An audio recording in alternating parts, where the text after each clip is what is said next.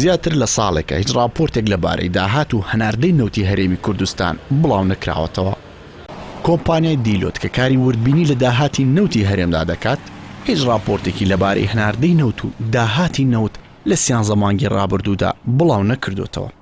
کابینەی نوێمی حکوومەتی هەرێمی کوردستان لە کاتی دەست بەکاربوونی بانگەشەی بەرجەستەکردنی شەفافیەتی دەکرد، بەڵام لە ماوەی نزیکەی 7 مانگی تەمەنیدا هیچ راپۆرتێکی لەبارەی داهاتی نەوت بڵاو نەکردوتەوە.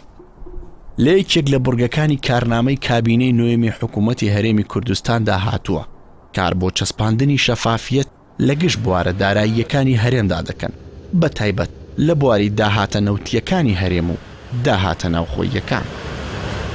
بەوتەی بەشێک لە پەرلەمانتارانی کوردستان کابینەی نوێم هیچ هەنگاوێکی بۆ شەفافکردنی داهاتی نەوت نەناوە و کەمتر لە نیوەی داهاتی نەوت بۆ خەزێنەی وەزارەتی دارایی هەرێم دەگەڕێتەوە.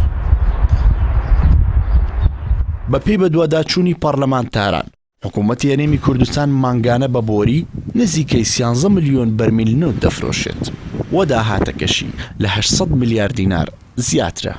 بەوتەی بەشێک لە ئەندامانی لیژنەی سامانە سروشتیەکانی پەرلەمانی کوردستان لە کۆی زیاتر لە 800 میلیارد دیناری داهاتی نەوت تەنیا 360 میلیارد دینار دێتە وەزارەتی دارایی و ئەوەی دیکە نازانرێت چۆن خەرج دەکرێت.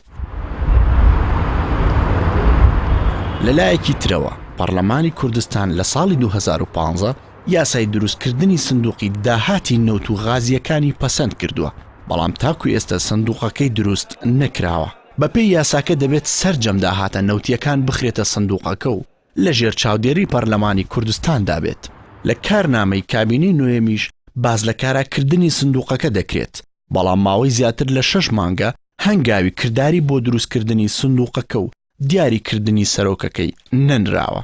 هاوکات لە کابینەی پێشوشدا وەزارەتی سامانە سروشتیەکان داهاتی نەوتی بە تانکەر بە وڵاتانی دراوسێ ئاشکرا نەکردووە.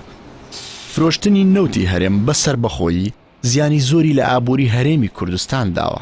پێش فرۆشتنی نەوت بەسەر بەخۆیی موچەخۆران لە کاتی خۆیدا موچەیان وەردەگرت، پرۆژەی خزمەتگوزاریش ئەنجام دەدرا و لە هەمان کاتیشدا پێشینەکان بە هاوڵاتیان دەدرا.